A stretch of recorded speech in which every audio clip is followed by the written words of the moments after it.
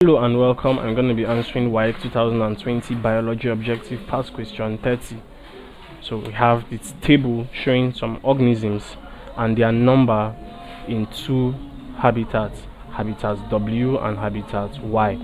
Now, the question is, the number of lions and antelopes in habitat Y shows that the lion A is the prey while the antelope is the predator, B is the predator while the antelope is the prey, C and the antelope are preys to each other, D and the antelopes are predators.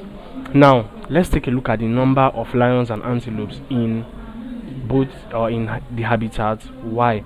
Now the antelope is 51 in number and the lions are 6 in number.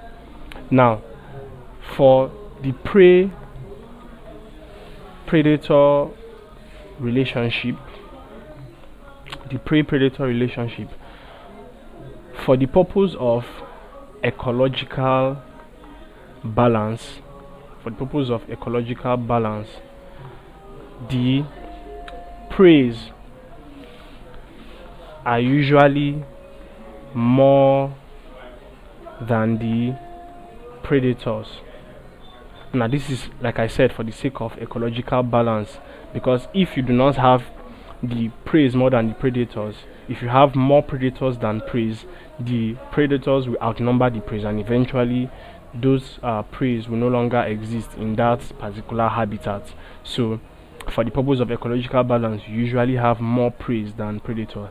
And from what we have in this habitat, why the antelopes are significantly more in number when compared to the lions, as you have 51 antelopes and you have 6 lions. So based on this relationship, since we've said the preys are usually more than the predators and we have the antelope more than the lions, it's an indication that the lion is the predator because it's of its lesser number and the antelope is the prey due to its larger number.